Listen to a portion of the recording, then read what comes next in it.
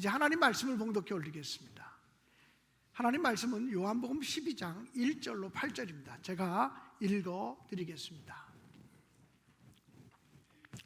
6월절 엿째 전에 예수께서 베다니로 가셨다.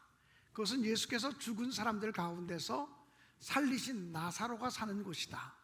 거기에서 예수를 위하여 잔치를 베풀었는데 마르다는 시중을 들고 있었고 나사로는 예수와 함께 음식을 먹고 있는 사람 가운데 끼어 있었다. 그때 마리아가 매우 값진 순 나드 향유 한 근을 가져다가 예수의 발에 붓고 자기의 머리털로 그 발을 닦았다. 온 집안에 향유 냄새가 가득 찼다. 예수의 제자 가운데 하나로서 장차 예수를 넘겨줄 가룟 사람 유다가 말하였다. 이 향유를 300데나리온에 팔아서 가난한 사람들에게 주지 않고 왜 이렇게 낭비하는가? 그는 가난한 사람을 생각해서 이렇게 말한 것이 아니다. 그가 도둑이어서 돈자루를 맡아 가지고 있으면서 거기에서 든 것을 훔쳐내곤 하였기 때문이다. 예수께서 말씀하셨다. 그대로 두어라. 그는 나의 장례날에 쓰려고 간직한 것을 쓴 것이다. 가난한 사람들은 언제나 너희와 함께 있지만 나는 언제나 너희와 함께 있는 것이 아니다. 이는 하나님의 말씀입니다. 여러분은 주님과 어떤 사랑의 이야기를 가지고 있습니까? 우리가 정말 좋은 믿음의 사람이 되어진다는 것은 주님과 나 사이에 굉장히 은밀하고 비밀스러운 사랑의 이야기가 있는 사람이 되어야만 합니다. 예전에 광림교회를 담임하셨던, 지금은 돌아가셨지만 김선도 감리교회 감독님께서 자기 교회 부목사들에게 늘 그런 얘기를 했다고 합니다. 정말 훌륭하고 좋은 목사가 되려면 자기의 고백이 담겨 있는 간증이 포함되진 설교를 5편쯤은 갖고 있어야 된다. 이건 누구도 할 수 없는, 나만이 할 수 있는 나의 신앙과 나의 고백이 담겨져 있는 설교를 하는데 그 설교를 들을 때마다 사람들이 웃기도 하고 울기도 할 수 있는 설교를 5편쯤 가지고 있는 사람이라면 앞으로 훌륭한 설교자가 될 수 있고 훌륭한 목회자가 되어질 수 있다라고 얘기했다고 합니다. 저는 그 말에 전적으로 동감합니다. 제가 저희 부목사님들에게 똑같은 얘기를 합니다. 하나님이 내게 임하신 기적과 같은 이야기, 하나님이 나를 정말 기가 막히게 사랑해 준 이야기, 그런 신앙의 이야기가 있어야 능력 있는 목회를 해나가실 수 있다고 후배 목사들에게 얘기하곤 합니다. 오늘 성경 본문의 말씀은 예수님과 마리아의 사랑 이야기입니다. 내용은 마리아가 예수님께 나와서 향유 옥합을 깨뜨려 예수의 발에 부은 이야기입니다. 그 사건이 일어난 때는 예수께서 십자가를 지시기 위해서 예루살렘으로 올라가시다가 베단이라고 하는 마을에 들렸을 때의 일이었습니다. 예수께서는 베단이 나사로의 집에 들어가셔서 식사 대접을 받으셨습니다. 한참 식사를 하고 있는데 나사로의 동생 마리아가 향유 옥합, 그것을 들고 와서 예수의 발에 쏟아 부었습니다. 그리고 자기의 긴 머리칼을 풀어서 자신의 머리칼로 예수의 발을 닦아 주었습니다. 향유 냄새가 온 집안에 가득하게 되었습니다. 그런데 대부분의 사람들은 그것을 좋지 않게 보았습니다. 그래서 예수님의 제자 중에 한 사람이었던 가룟 유다는 어찌하여 이것을 허비하고 낭비하느냐, 이것을 300데나리온에 팔아서 가난한 자들에게 나누어 주었으면 얼마나 좋았겠느냐라고 말했습니다. 여러분, 한 데나리온은 건강한 남자의 하루 품삯이 한 데나리온입니다. 그러므로 300데나리온은 건강한 남자가 300일을 일한 품삯을 모아놓은 것입니다. 1년에 300일을 만약에 일한다고 한다면 1년치 연봉입니다. 여러분, 건강한 남자의 1년치 연봉이 얼마쯤 될까요? 만약에 하루 일당을 15만 원 잡는다면 4,500만 원일 것입니다. 우리들 시대의 계산으로 하루 일당을 20만 원 잡는다면 아마 6천만 원의 값어치가 나가는 것일 것입니다. 아무튼 건강한 남자의 1년치 연봉에 해당하는 그 고귀하고 값어치 있는 것을 예수의 발에 쏟아 부었습니다. 그러니 가룟 유다가 여자여, 왜 그것을 낭비하느냐? 왜 그것을 허비하느냐? 그것을 300데나리온 이상에 팔아서 가난한 자들에게 나누어 주었으면 얼마나 좋았겠느냐라고 말했습니다. 그런데 예수께서는 오히려 그 여인의 그 헌신을 받으시고 기뻐하시면서 이렇게 말씀하셨습니다. 복음이 전해지는 곳마다 이 여인이 행한 일도 함께 전해져서 이 여인을 기억하게 되리라고 말씀하셨습니다. 여러분, 가룟 유다는 그 여인이 주님께 행한 일을 허비하는 것이요 낭비하는 것이라고 보았습니다. 여기서 우리는 매우 중요한 사실 하나를 발견하게 됩니다. 꼭 나쁜 일을 행한 사람들만 비난받는 것이 아니라고 하는 사실입니다. 옳은 일을 행하고도 좋은 일을 행하고도 비난받을 수 있습니다. 하나님께 영광 돌리는 일을 행하고도 비난받을 수 있다라고 하는 사실입니다. 언제나 그렇게 비난하는 사람들의 마음은 가룟 유다와 같은 마음입니다. 어떤 마음이냐면 그것은 낭비다라고 생각하는 거예요. 그렇게 낭비해서야 되겠느냐? 또 어떤 마음이냐면 뭘 그렇게까지 하느냐? 아무리 주님을 사랑한다고 해도 뭘 그렇게까지 하느냐라고 말하는 것입니다. 여러분은 가룟 유다와 같은 마음으로 주님을 섬기는 사람입니까? 아니면 마리아와 같은 마음으로 주님을 섬겨가는 사람입니까? 가룟 유다와 마리아의 차이는 은혜를 깨닫는 마음이 다르기 때문에 그렇습니다. 마리아는 지금 예수님에 대한 감사와 찬양으로 가득 차 있습니다. 왜냐하면 예수님께서 자기 오빠 나사로를 죽음 가운데서 살려주셨기 때문이었습니다. 그래서 마리아는 예수님을 위해서라면 무엇이든지 할 수 있다라고 하는 생각으로 가득 차 있었습니다. 그러나 가룟 유다는 예수님의 제자로서 예수님을 3년 동안이나 따라다녔지만 예수화 되지 못한 제자였습니다. 예수님과 함께 따라다녔지만 예수의 마음을 본받지 못한 제자가 가룟 유다였습니다. 가룟 유다는 언제나 물질에 대한 관심이 많았고 돈에 대한 관심이 많았고 가룟 유다는 세상에 대한 관심이 많았던 사람이었습니다. 예수를 따라다니면서도 예수님에 대한 관심보다 돈에 대한 관심, 물질에 대한 관심, 세상의 쾌락과 향락과 높아지는 것에 대한 관심이 많았던 사람이 가룟 유다였습니다.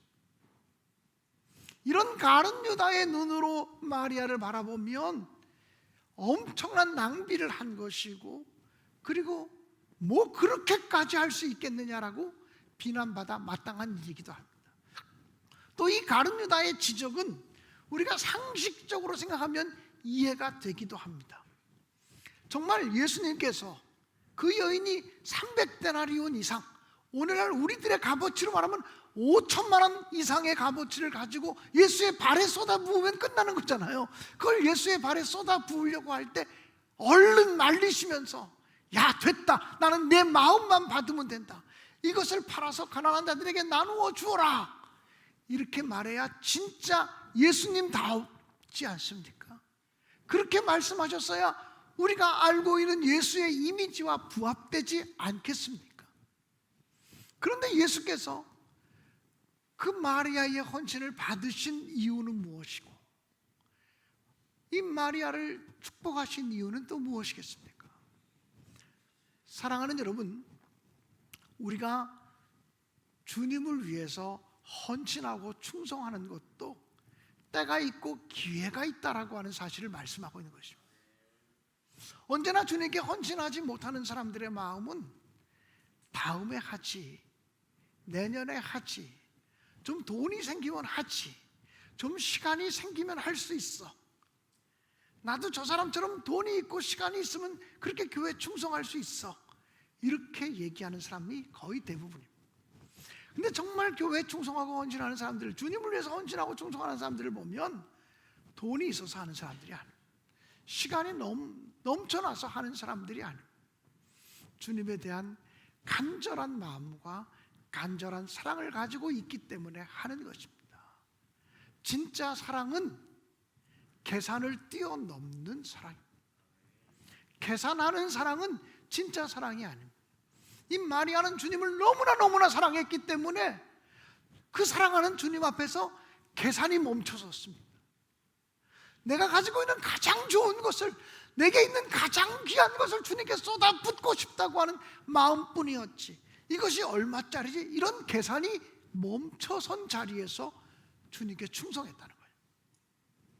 사랑하는 여러분, 진짜 사랑은 계산하지 않는 사랑입니다. 우리가 자녀들을 사랑하기 때문에 자녀들을 위해서 썼던 기저귀 값, 분유값 다 적어놓지 않습니다.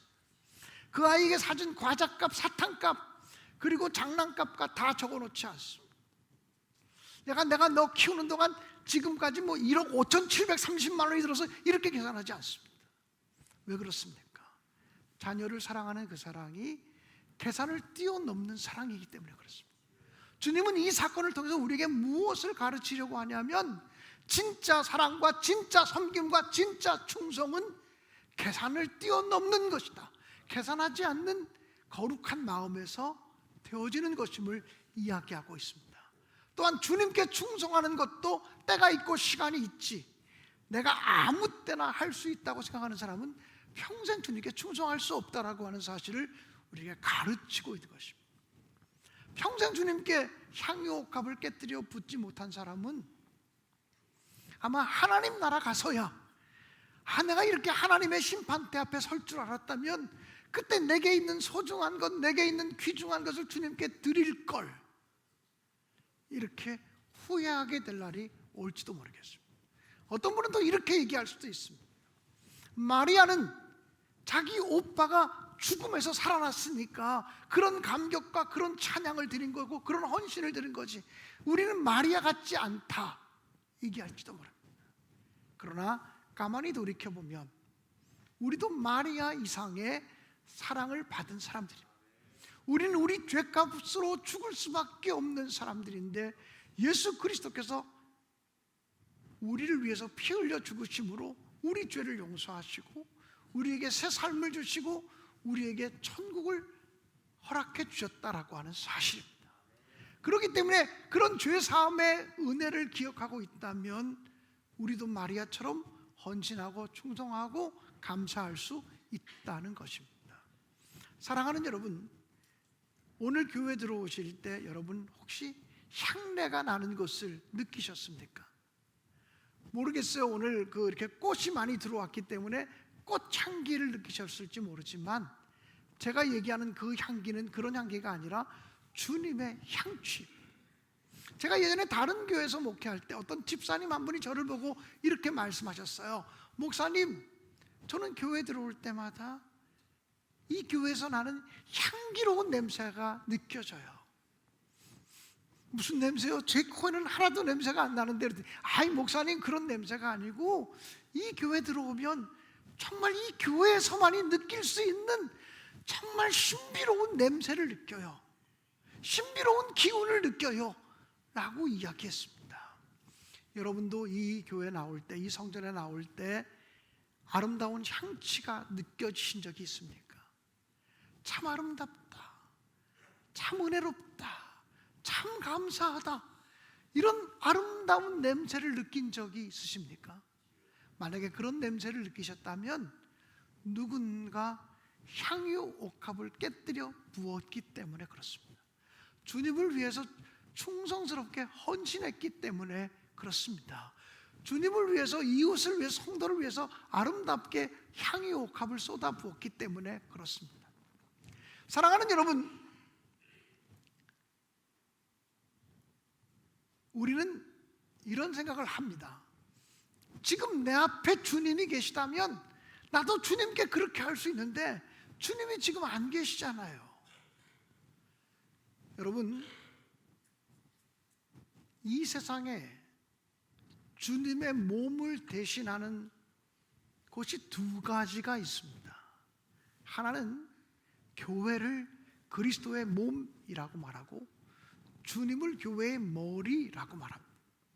그러므로 주님의 교회를 위해서 향유를 쏟아붓는 것은 주님을 위해서 향유 옥합을 쏟아붓는 것과 똑같은 것이 되어질 수 있습니다.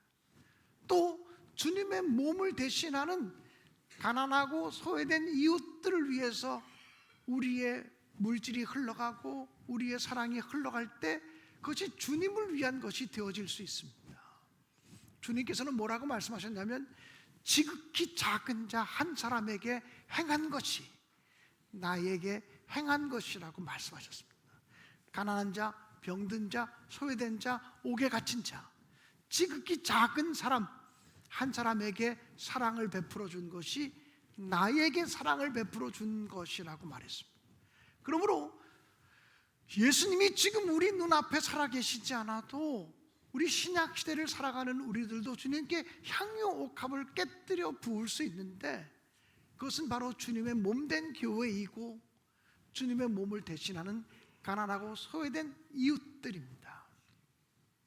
여러분, 향유 옥합을 깨뜨려 붓자고 말하니까 이걸 돈이나 물질로만 생각하는 분들이 있습니다. 여러분, 돈이나 물질보다 중요한 것이 있습니다.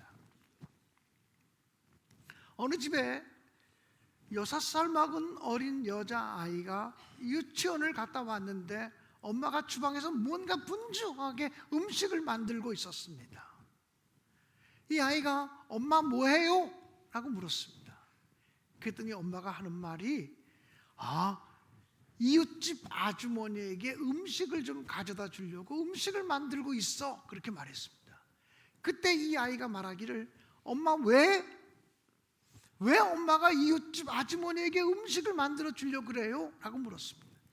그때 이 아이의 엄마가 얘기하기를, 이웃집 아주머니가 얼마 전에 딸을 먼저 잃어버려서 너무나 마음에 큰 상처를 입었어. 마음에 상처를 입으면 아무 일도 할 수가 없거든. 마음에 상처를 입으면 아무 일도 하고 싶지 않거든. 이렇게 말해 주었습니다.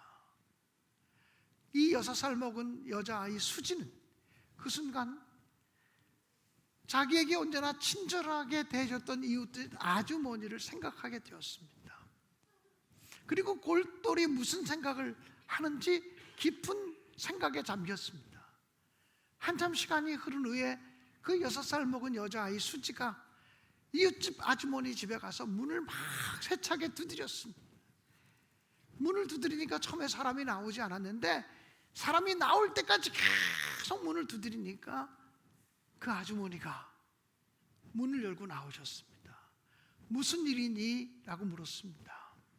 그때 이 6살 먹은 수지가 아주머니에게 그 조그만 고사리만한 주먹을 내밉니다. 그리고는 아주머니 이거 가지세요 라고 손을 펼치는데 조그만 반창고가 하나 거기 놓여 있었습니다. 우리 엄마가 그러는데요, 아주머니가 마음에 상처를 입어서 많이 아프시기 때문에 음식도 만들 수 없다고 얘기했어요. 아주머니, 근데 예전에 제가 손에 상처를 입었는데 이 반창고를 바르고 다 났어요. 아줌마 가슴에 바르세요. 아줌마 가슴에 붙이세요 라고 얘기했습니다. 그런데 딸을 먼저 하나님 나라로 보내고 큰 슬픔과 상실감에 빠져 있는 그 아줌마가 그 어떤 거로 회복되지 않던 그 마음이 6살 먹은 아이가 내미는 조그만 반창고를 보는 순간 무너지기 시작했습니다. 통곡하며 울기 시작합니다. 그리고는 그 반창고를 집어들고 이렇게 말합니다. 정말 고마워. 아줌마가 이것을 가슴에 바르고 그 병이 나을 거야. 그리고 나중에 그 아줌마는 그 6살 먹은 어린아이가 갖다 준 반창고 하나 때문에 자기가 다시 용기를 얻고 회복되어 일어날 수 있었다고 고백을 했습니다. 문제는 마음입니다. 우리의 마음이 가장 소중합니다. 주님을 향한 진실한 마음에서부터 충성이 흘러야 되고, 진실한 마음에서부터 사랑이 흘러야 되고, 그 진실한 마음에서부터 우리의 수고와 헌신이 흘러가야 하나님이 기뻐하는 교회를 세워갈 수 있을 것이라고 분명히 믿습니다. 오늘 우리 임직을 맡은 모든 임원들께서 정말 기쁘게 그렇게 충성하시고 감사함으로 충성하시고 하나님께 영광 돌리시기를 간절히 바랍니다.